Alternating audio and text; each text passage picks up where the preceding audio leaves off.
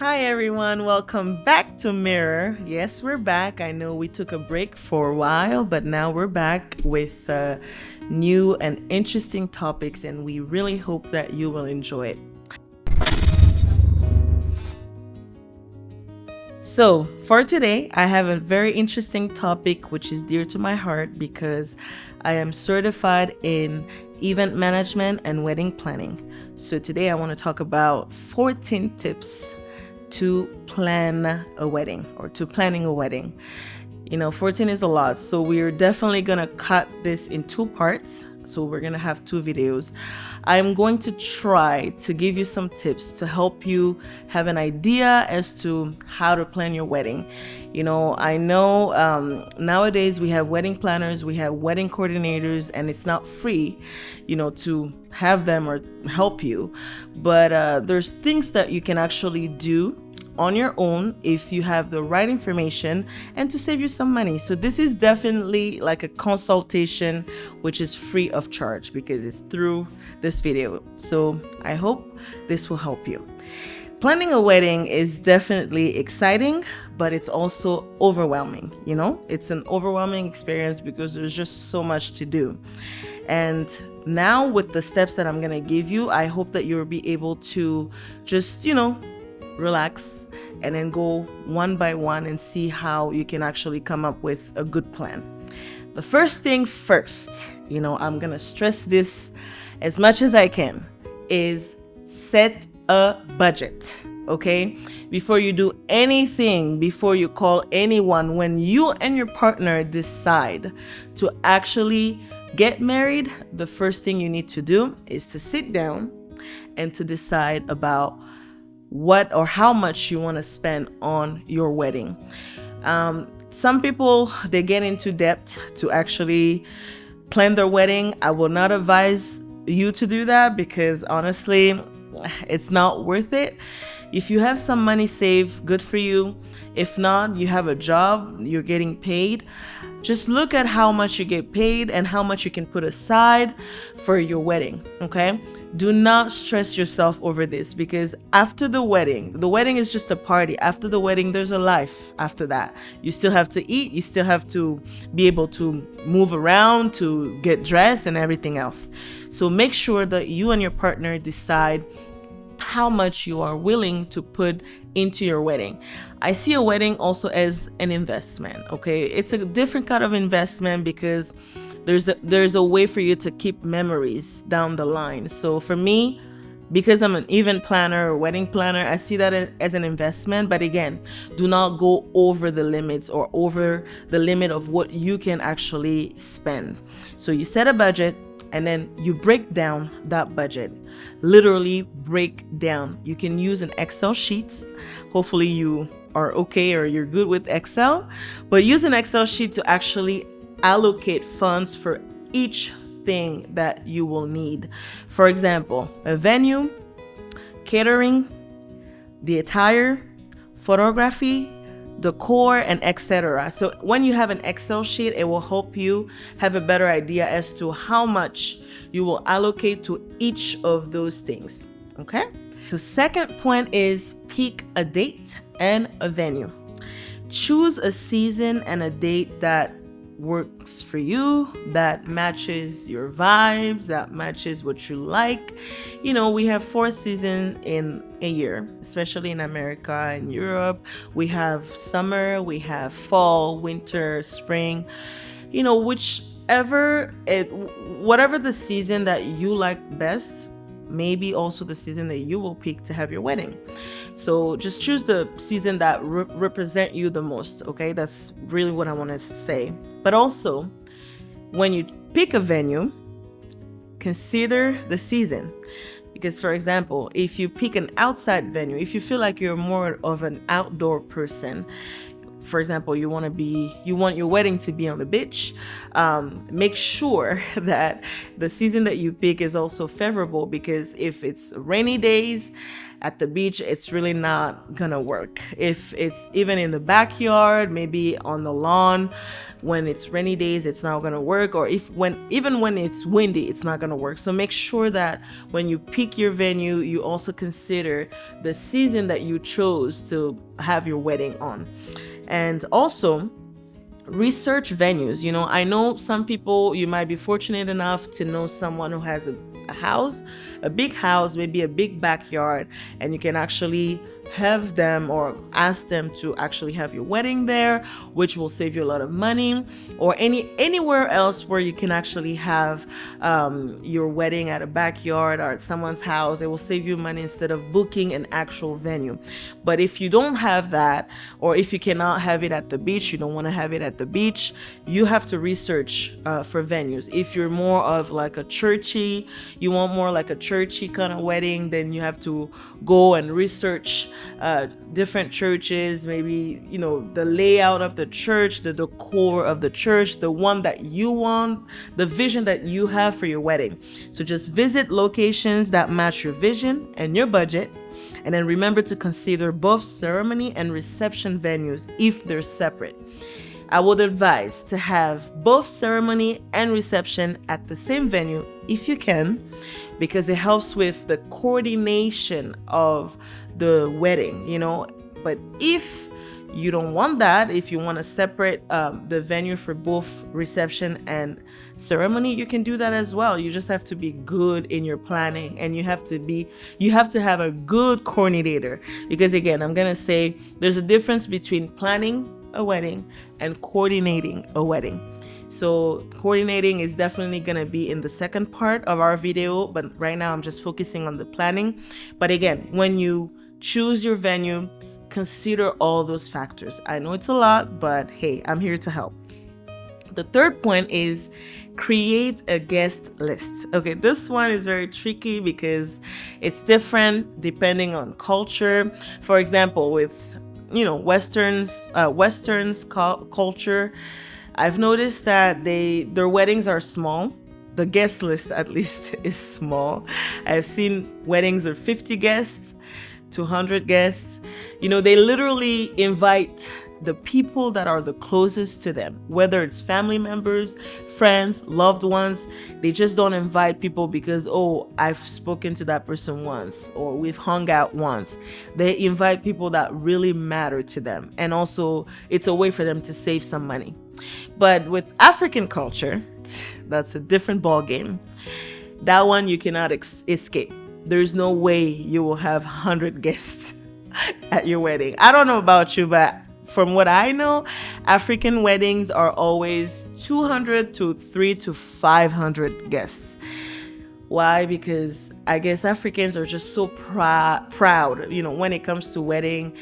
If it's a nephew or a niece or a friend or a daughter, a son getting married, there's just that pride in us. Like, you want to show off. You want everybody to see and to come and see the wedding, to come and see your daughter getting married, your son getting married, and you just want to share that joy with everybody. If you could, you would even share it with the whole world. But again, so I guess that's why we have such big amount of guests in our weddings. But again, do not overstress yourself, do not overwhelm yourself. If you cannot afford to have a wedding of 200 guests, 300 guests, don't do it.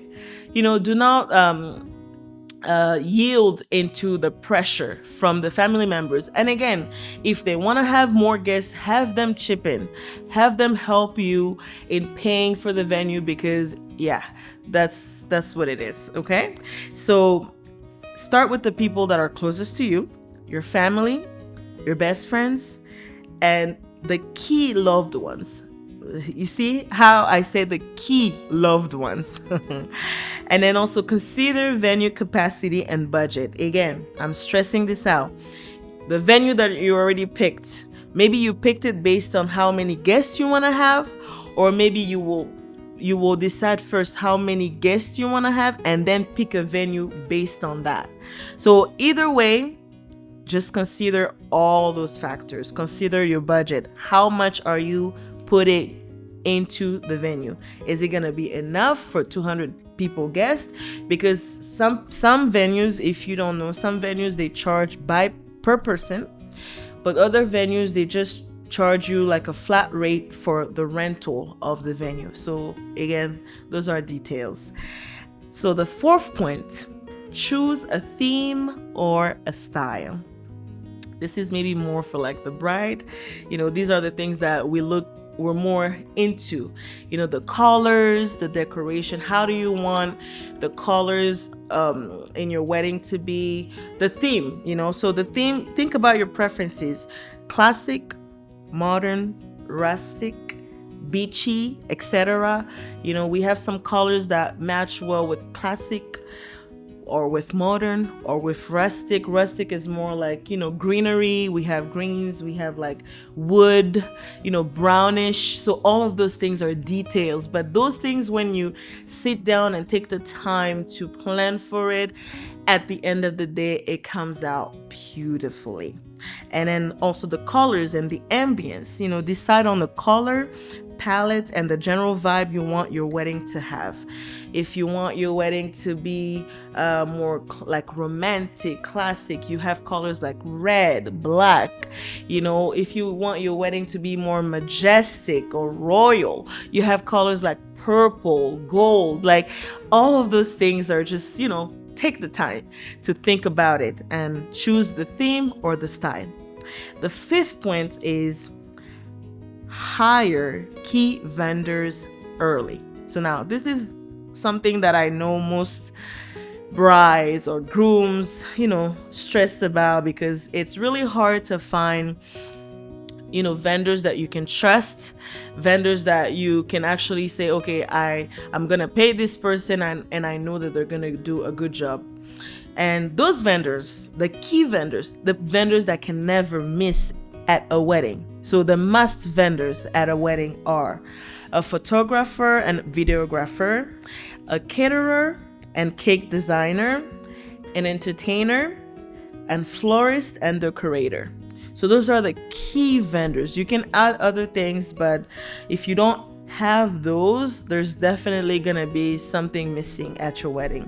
You definitely need a photographer because you want to keep the memories down the line. After all the planning, after all the investment, the money spent, you want to be able to look back and say, wow, it was such a beautiful wedding.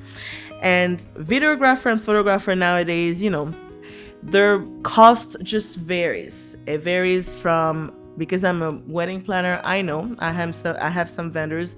It varies from $1,000 to $6,000. So when I say it varies, within that you have hours. Some vendors or some photographers or videographer, they charge you by the hour. Some photographer and videographer, they charge you based on how much are you going to require them to work, okay? And then also after that, we have caterer and cake designer. Caterer, depending on what kind of food you want to have. Some venues nowadays offer also catering, which I believe it's much easier if you can book a venue and the catering service at the same time.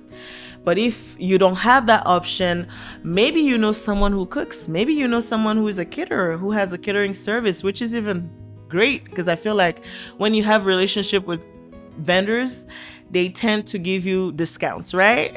We're here for discounts. So if you have a caterer that you know, then that will be helpful. So you can have them cater to your wedding. Also, the cake designers, nowadays we also have a lot of cake designers, and again, at the venue sometimes they also provide the cakes, so you have to think about all that. The fourth point in this is entertainment. This is also very important, because who wants a boring wedding? Nobody. You want to make sure that your wedding is fun, your wedding is lit, as we say, and in that you need a DJ. You need maybe a live band if you can. The DJ could be enough, but some people also prefer to have a DJ and a live band. And then you need a MC, master of ceremony. This is the person who is going to make sure that the entire wedding or reception is conducted the right way, or the way you want it to be. So this is a person who's going to animate, make sure that everybody is involved, make sure that we're having fun. And then after that, we have florists and decorators. And for maybe the brides, this is very important because you need your flowers to look very beautiful at your wedding. And you also need the decoration to look beautiful at your wedding. Okay, so these vendors will help bring your theme, the colors that you want. They will help it bring it to life. So all of these are the key vendors that you need to hire as early as possible. So for example, when you have a list of 5 photographers, you read each of their portfolio and you kind of, see which one do you think resonate more with you, and then you reach out to them, you see how much they charge, and if it's too much for you, then you can go to the next one. So at least when you have time, you can literally do vendor shopping. And then if you don't like a vendor, you can go to the next one, or if you cannot afford a vendor, you can go to another one. So just give yourself some time. So the 6th point, we're almost at the end of our first part, it's plan the ceremony. There's a big difference between the ceremony and the reception. Big difference. It's 2 different things. So the ceremony is more relaxed, more classic, it usually doesn't take too long, and it doesn't require too much compared to the reception. So the ceremony, you need 3 things that are very important. You need an officiant. It could be a pastor, it could be a priest, it could be just someone who is certified to actually be an officiant for a wedding. So find someone to officiate the wedding, whether it's a religious figure or a legal officiant. It could also be a legal officiant, like at the court. And then the second thing is you have to plan the vows and the readings. Choose meaningful text or write personal vows. So if you're going to have the officiant, you have to make sure that you know what kind of things that they will be talking about at your wedding. If it's a topic that you want to hear, or you want your guests to hear, maybe a story about you and your partner. And then also write your personal vows. If you want to say your vows to your partner or to each other, you can do so. The third thing is music. Decide on songs for key moments, like the processional or recessional. Processional is when you enter. So whether it's a bridal party getting in, and then the groom getting in with his mother, and then the bride getting in with his father. So these are professional, and then recessional is when everybody's getting out. You need music for those parts, right? So you have to select music or songs for those key moments. It's a lot of information, I know, but bear with me. So those are the 3 main things for a ceremony. And again, some people prefer to have a ceremony at a church if you're religious, and others prefer to have it at the court. Okay, so it's up to you, whatever works best for you. And the 7th point, which is the last point for our first part, is save the dates and invitations. Okay. Nowadays, we have technology. Thank God for technology. It's so much easier and so much cheaper. Back in the day, you had to literally order invitation, print them out, pay for it, and then mail them out, literally pay for the shipping. But nowadays, we have technology, and we have those applications or websites that you can use to send your save the date or send your invitation. First of all, let me talk about the save the date. I don't know if everybody knows it. We didn't have it in the past, but now we have save the date. It's just a way for you to let people know in advance that you're planning a wedding at this date, at this venue, so that they can, plan for it. If they have their program or their trips, they want to take their trips. Like, for example, for my wedding, I have to talk about my wedding a little bit. My wedding was in December, which is really hard for people to attend because most people plan for their Christmas trip or Christmas vacation. But what I did, I sent my save the date, was it 8 months before? Because you need to save it or to send it early. So I send it to people about 8 months before the date so that people know that I'm having my wedding in December. So if they were to plan their Christmas vacation or whatever, at least they will know how to coordinate. So send these save the date 6 to 12 months before. And especially if it's a destination wedding, because some people also do destination wedding. You know, you can tell people that, okay, I'm going to have my wedding in Hawaii. So give people time to buy their ticket and then, you know, pay for their hotel. Okay. And then after the save the dates, then you can send invitations. And invitation, you can actually send them 8 to 12 weeks in advance before the wedding. So because when you send the save the date, you also give the option for people to RSVP. You need people to tell you whether they will attend or not. Okay, I know that in some culture they don't know what RSVP is, they don't like to RSVP. Fine, I don't think it's good, but you know, it's respectful if you RSVP, because people need to know whether you'll be able to attend or not, and then it will help them better plan for the events. Okay. And then also, as I was saying, the applications or the website that you can actually use to help you send those save the date or invitation, we have websites like The Knot, TheKnot, The Knot, and then we have Zola.com, we have Wedding Planner by Wedding by Wire, and etc. We have so many platforms out there, but the one that I will advise the most is The Knot. I feel like The Knot has so many features that you can actually use. It's really like a website specifically for your wedding. So you can put all the information there, and it's easy for you to be able to also reach out to your guests.